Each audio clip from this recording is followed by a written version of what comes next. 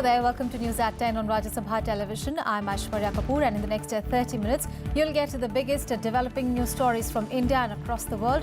First up, the headlines. Shot in the arm for fight against black money, parliamentary panel in Switzerland approves automatic exchange of information with India on financial accounts.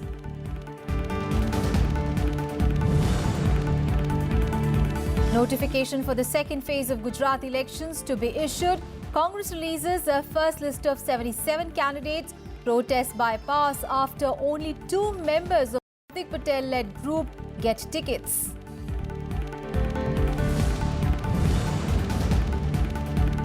'48th International Film Festival of India to begin in Goa from today.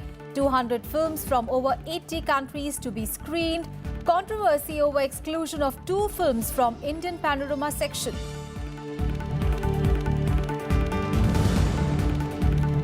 Robert Mugabe vows to stay in power. In live TV address says would preside over ruling party's Congress in December.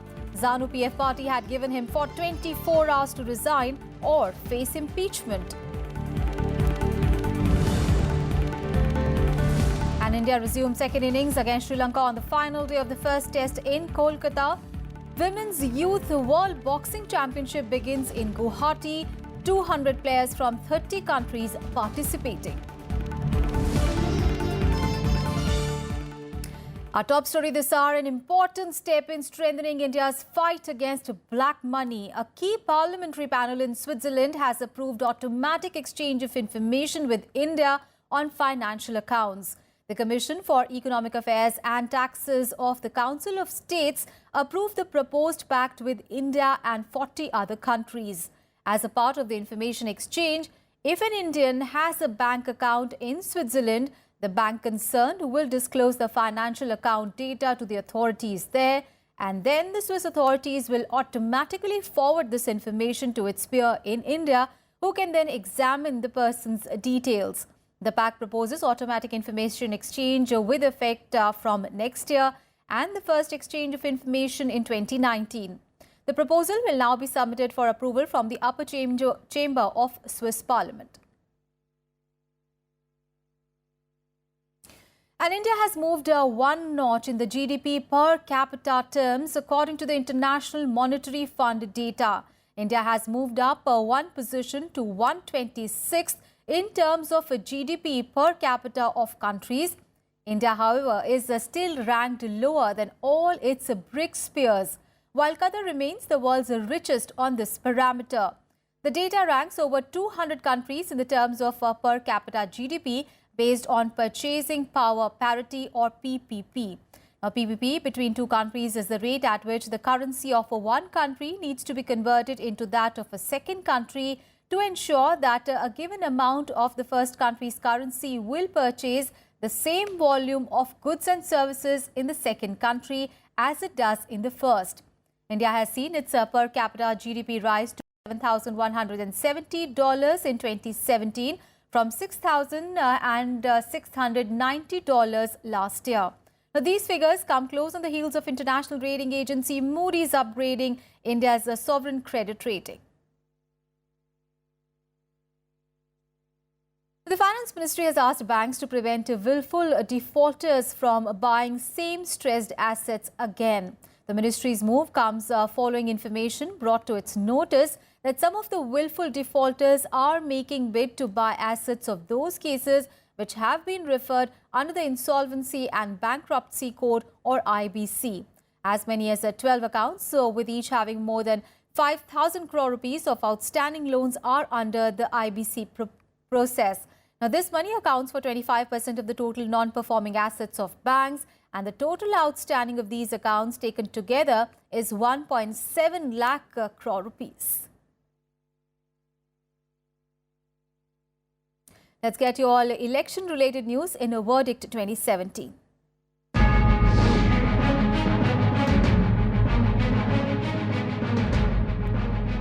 Now, Gujarat Chief Minister Vijay Rupani will file his nomination papers for Rajkot West constituency today for the upcoming Gujarat Assembly polls.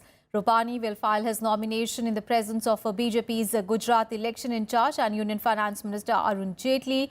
Now, Tuesday is the last day for filing of nominations for the first phase of assembly elections, in which 89 assembly seats covering 19 of the 33 districts will go to polls. Notification for the second phase of a state election for 93 seats will be issued today.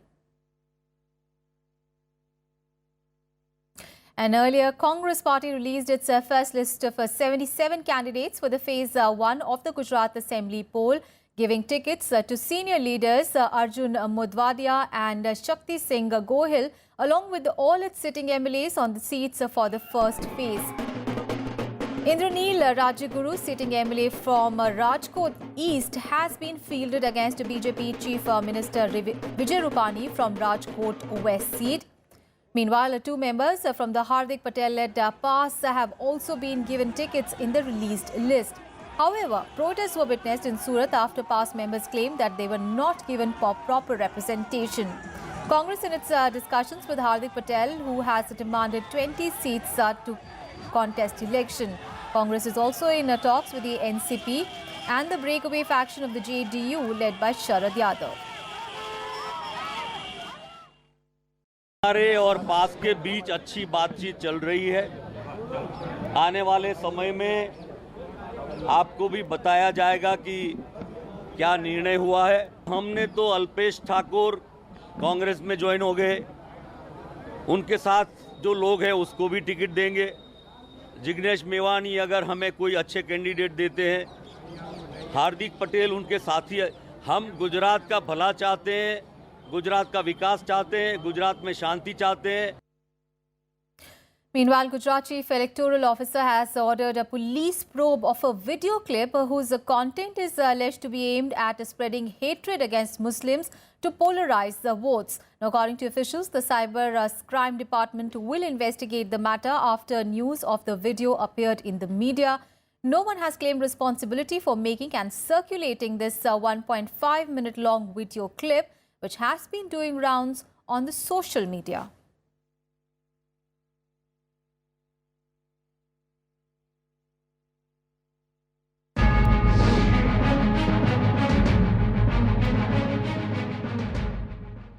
On to some other news now. On a 4-day visit to the northeast, President Ramnath Kovind inaugurated the newly constructed Arunachal Pradesh Assembly building on Sunday.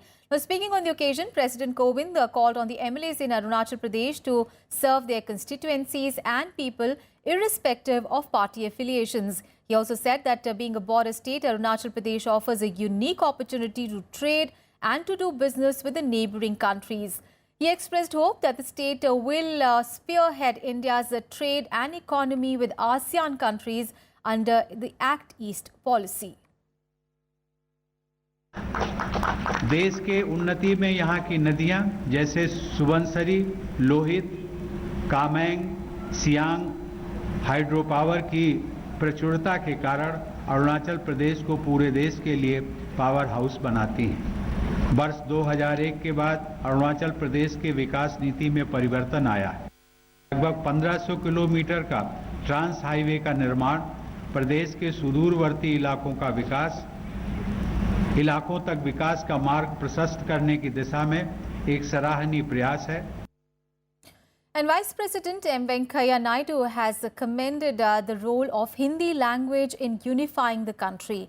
Addressing the 16th annual convocation of Dakshina Bharat Hindi Prachar Sabha in Hyderabad on Sunday, the Vice President said that Hindi has played a historic role in the development of India's unity, integrity and linguistic goodwill. लोग को हिंदी भी मालूम होना चाहिए। क्यों? हिंदी ज्यादा लोग बोलते हैं, हिंदी ज्यादा लोग समझते हैं और इस देश में बहुत लोगों का हिंदी मातृभाषा भी है और बाद में लोग हिंदी भी ज्यादा सीखना शुरू किया। इसलिए किसी को इस भाषा से वंचित कर रखना अच्छा नहीं है, उनके हित में नहीं है। And Prime Minister Narendra Modi has reaffirmed the government's commitment towards improving sanitation in the country. On the occasion of a World Toilet Day on Sunday, the Prime Minister posted a video on Twitter and stressed on the need to end open defecation. He said ending this would be the best gift can be given to women. World Toilet Day was established by the World Toilet Organization in 2001 and recognized by the United Nations in 2013.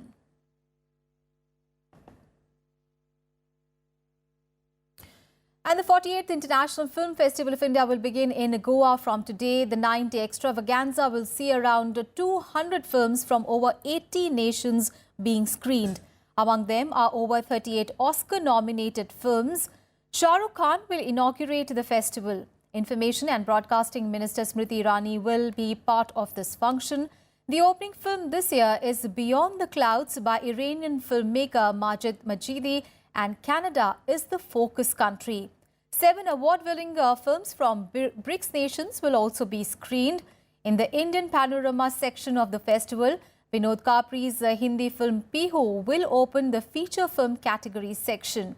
26 feature films and 16 non-feature films will be screened in the Indian Panorama section.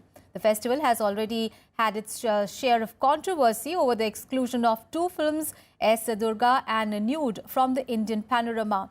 6 members of the 13-member jury of IFFI have written to the Information and Broadcasting Minister, raising concern over it. The move to exclude the films led to the resignation of 3 jury members, including Chairman Sujoy Ghosh, ahead of the festival. This year's festival is celebrating the future of cinema. So in keeping with our theme this year, we have, apart from a fantastic selection of more than 200 Indian and international movies, we have a very, very wide and diverse range of panel discussions and master classes, which will focus on new technologies in cinema, narratives in cinema. Chief guest for the inaugural function is Mr. Shah Rukh Khan. Apart from that, one of the good things about this year's festival invitation or invitee list is it is inclusive and representative of all cinemas of India. So we have people from different cinema industries within the country in addition to Bollywood. Now, speaking of films, the release of the film Padmavati that has been at the center of a raging controversy has been deferred. The decision was taken by the producers of the film to voluntarily defer the release after protests continued in several parts of the country. Protesters have been alleging that the film distorts historical facts about Queen Padmavati. They have been demanding a ban on the movie. Many protesting groups have also indulged in violence and have threatened the actor and the director of the film with physical harm. Security for the film's director and the lead actor has also been increased in the wake of these threats. The film was slated for release on 1st of December. Political controversy also raged around the film. The latest to object is Uttar Pradesh Deputy Chief Minister Keshav Prasad Maurya, who said that the film won't be allowed a release in the state if controversial portions are not removed. Meanwhile, the Central Board of Film Certification had earlier questioned the makers of the film for screening the film for media outlets before obtaining a certificate from it. कुछ दिनों के लिए इसको आगे किया गया है।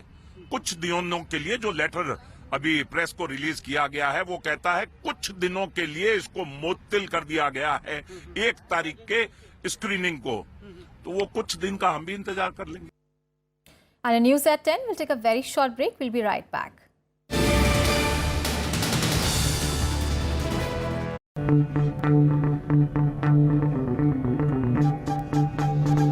Art arisen from a multi-hued cultural canvas.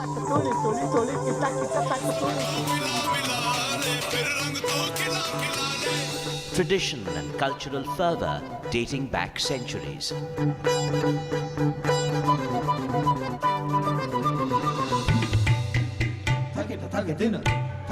And encircling them all, there's a magic that awes. Embrace your nation's brilliant human warmth.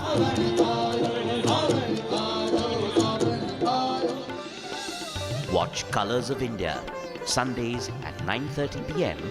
on Rajya Sabha Television. The story we thought we knew. The story of magnificence. the story of bloody battles. Those who ruled and those who left their footprints. The story charting the course of our past. Talking History on Rajya Sabha TV.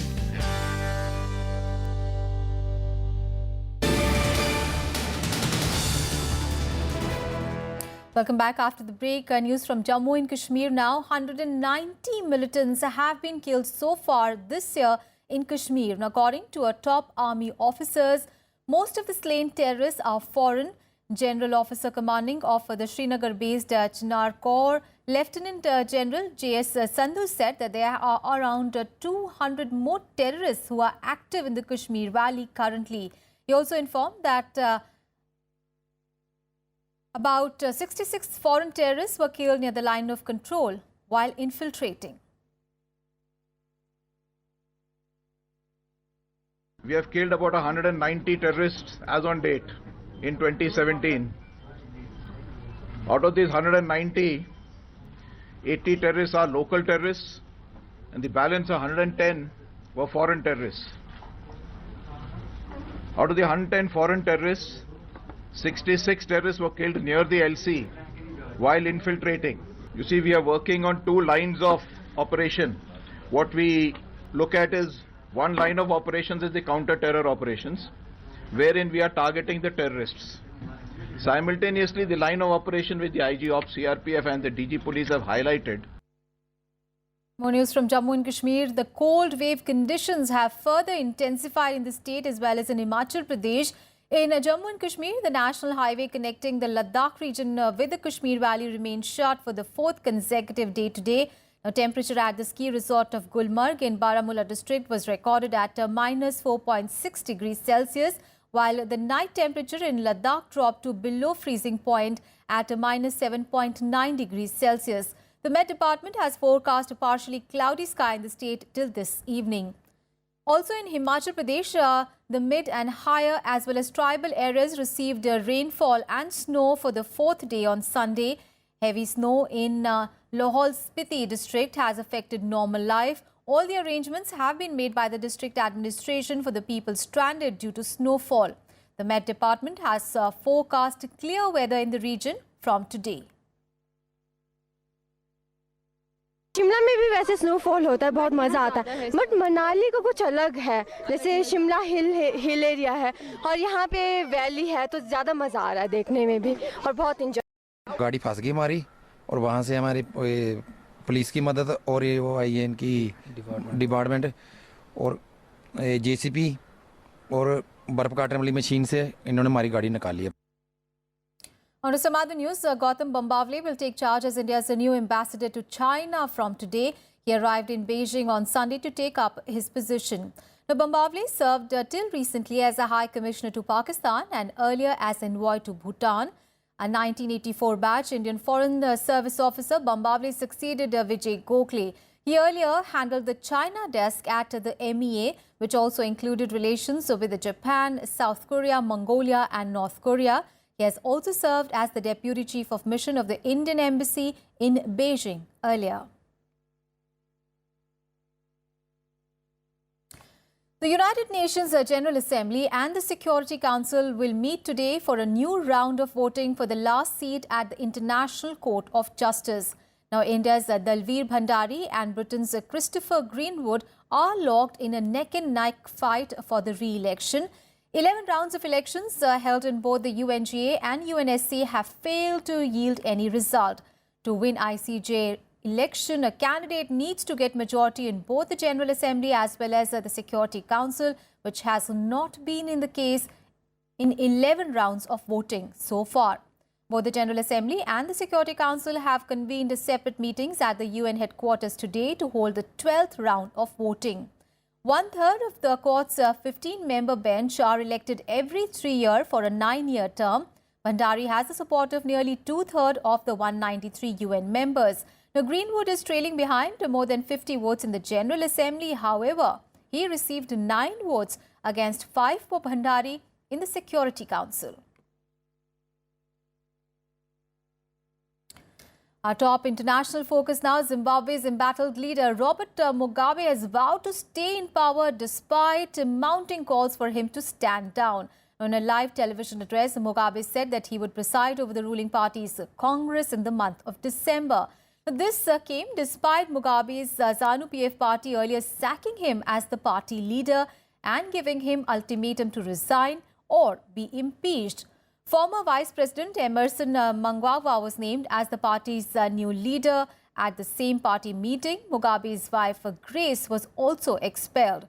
It is not clear how Robert Mugabe can now preside over ZANU-PF's Congress next month after his dismissal as the party leader. The crisis began when Mugabe sacked his deputy Mnangagwa 2 weeks ago, which was seen as an attempt to position his wife as his successor. The military then took over the capital, Harare. Now, in his television speech, Mugabe declared that the military had done nothing wrong by seizing power and placing him under house arrest, but he vowed to stay in power.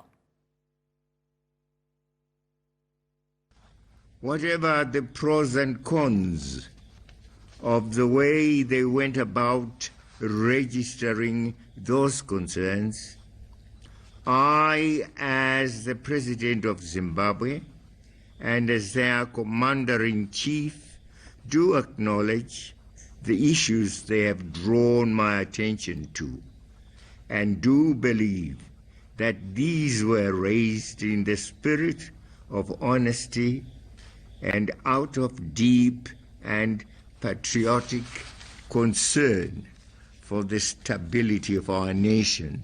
We were expecting to hear the president say, I've heard your concerns yesterday and I'm ready to step down. This is not what we're expecting, to hear a long speech without any results for us. Let's get you some more international news in World Wrap.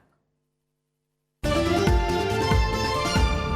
search for an Argentine naval submarine that went missing with 44 crew on board is on. Teams from several countries have intensified their efforts in the South Atlantic to find the ARA San Juan submarine, which vanished on Wednesday. However, search is being hampered by bad weather conditions. On Saturday, several satellite signals thought to have come from the sub were detected. A NASA research plane was used in an attempt to trace the location, but was unsuccessful. Israeli media has said that police officers on Sunday questioned Prime Minister Benjamin Netanyahu for the 6th time in a corruption probe. No charges have been brought against Netanyahu, who has been in power since 2009 and has denied any wrongdoing. He's a suspect in 2 cases. One of the cases involves the receipt of goods and gifts from businessmen, and other relates to alleged conversations that he held with an Israeli newspaper publisher about limiting competition in the news sector in exchange for more positive coverage. Disqualified Pakistan Prime Minister Nawaz Sharif on Sunday kicked off his party Pakistan Muslim League Nawaz's mass contact campaign. While addressing a rally in Abbottabad, he said that no decision of the court can weaken his relationship with the masses. With the rally, the deposed Prime Minister kicked off his drive to reach out to the masses. Sharif was disqualified by the country's Supreme Court on 28th of July following its verdict in the Panama Papers case. Let's get you all the sporting action now, and India has resumed its second innings against Sri Lanka in the first test being played in Kolkata. They are now 213 for the loss of 4 wickets. For India, batsmen Ravindra Jadeja and Virat Kohli are on the crease. India held an overall lead of 49 runs with 9 wickets in hand at the close of the match on the 4th day on Sunday. Couple of times. And in tennis news, Bulgaria's Grigor Dimitrov has claimed the ATP final title, defeating Belgian David Goffin. World 6th-seeded Dimitrov beat Goffin 7-5, 4-6, 6-3. Dimitrov's unbeaten run has earned him $2.5 million as a cash prize. Now Dimitrov will end the year ranking 3rd in the world, with Goffin up to 7th. Meanwhile, Finland's Henry Continen and Australian partner John Pearce won the doubles title at the ATP finals. The pair beat Lucas Kubot and Marcelo Melo 6-4, 6-2. This is the fifth title of the year for Continen and Pearce.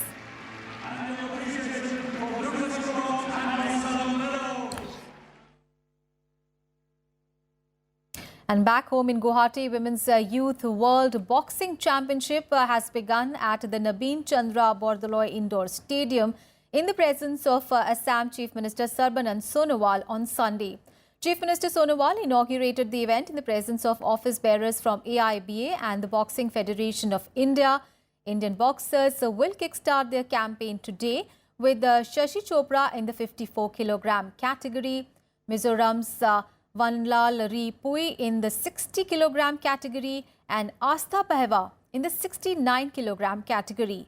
Nearly 200 players from over 30 nations are taking part in the event. The semi-finals of the tournament will be played on 24th and 25th of November and the final will take place on 26th of November.